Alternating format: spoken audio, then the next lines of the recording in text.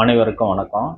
இன்றைய பதிவில் நம்ம என்ன பார்க்க போகிறோம் அப்படின்னா, இந்த வாழ்வியல் பரிகாரமாக சார், நான் நல்லா ட்ரெஸ் பண்ணணும், நல்லா வண்டி வாகனம் இருக்கணும், நல்லா ஒரு சாப்பாடு சாப்பிடணும், லைஃப்பை நல்லா நான் என்ஜாய் பண்ணணும் சார். அதுக்கு எனக்கு பொருளாதாரம் நமக்கு ரொம்ப நல்லா இருக்கணும், என்னுடைய குடும்பம் ஒற்றுமையாக இருக்கணும், நாங்கள் சந்தோஷமாக இருக்கணும் சார், எங்களுடைய கவலைகள் எல்லாம் மறந்து நாங்கள் சந்தோஷமாக இருக்கணும் அப்படின்னு யாரெல்லாம் விருப்பப்படுறாங்களோ அந்த நபர்கள் இந்த சுக்கிர கிரகத்தினுடைய கர்ம பதிவு எல்லாமே அதனுடைய நட்சத்திரம் இதெல்லாம் பிறந்த நட்சத்திரம் இதெல்லாமே எப்படியெல்லாம் இருக்குது அப்படின்னு பார்த்து அந்த அமைப்பில் இவங்களுடைய வாழ்வியல் பரிகாரங்களை நாம் இப்போ எடுத்துக்க போகிறோம். இப்போ இந்த சுக்கிரன் பிறந்த நட்சத்திரம் மக நட்சத்திரம்.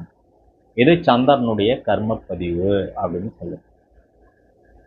இப்போ மக நட்சத்திரம் யாருடைய நட்சத்திரம் பொதுவாக நம்மளுக்கு கேதுனுடைய நட்சத்திரம்னு தெரியும்.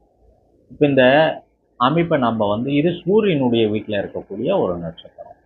அப்போ சூரியனுடைய வீட்டில் மக நட்சத்திரம் இருக்கும் பொழுது அது சுக்கிரனுடைய கர்ம பதிவு கொண்டதாக சொல்லப்படுகிறது. அப்போ இவங்க என்ன பண்ணலாம் அப்படின்னா, வாரத்தில் ஒரு நாள் இவங்க என்ன பண்ணலாம், இந்த ஆலமரத்தடியில் போய் இந்த மகன் நட்சத்திரம் வர அன்னைக்கு இவங்க கொஞ்ச நேரம் ஒரு 2 மணி நேரம் உட்காந்துருக்கிறது இவங்களுக்கு ஒரு நல்ல பலன் இருக்கும். அடுத்தது இவங்க என்ன பண்ணலான்னா, இவங்களுடைய உணவுகளில் அதிகமாக வெண்பூசணி அல்லது வெண்பூசணி சூரணம் அல்லது வெண்பூசணி லேகியமாக பயன்படுத்தி கொண்டு வருவது இவங்களுக்கு நன்மையை தரும். அது மட்டும் இல்லாமல் மக நட்சத்திரம் என்று மனைவியை திருமணமாக இருந்தால் மனைவிக்கு கண்டிப்பாக மல்லிகைப்பூ வாங்கி தரணும்.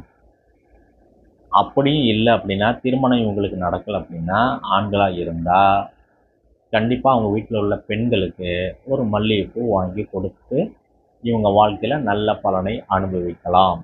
அப்போ இந்த சுக்கிரனையும் இந்த மல்லிகைப்பூவும் மக நட்சத்திரத்தையும் பூசணிக்காயும் இவங்க எப்படியெல்லாம் பயன்படுத்துகிறாங்களோ அந்த அளவுக்கு இவங்க வாழ்க்கையில் ஆலமரத்தையும் சேர்த்து இவங்க எப்படியெல்லாம் எந்த அளவுக்கு பயன்படுத்துகிறாங்களோ அதை தொடர்ந்து இவங்க வாழ்க்கையில் யோகத்தையும் பாக்கியத்தையும் அனுபவிக்கக்கூடிய ஒரு நல்ல நிலைப்பாடை கொள்வார்கள் அப்படின்னு நம்ம இதை வாழ்வியல் பரிமாணமாக நம்ம இன்று கூறியிருக்கிறோம். இதை நீங்கள் பயன்படுத்தி பாருங்கள்.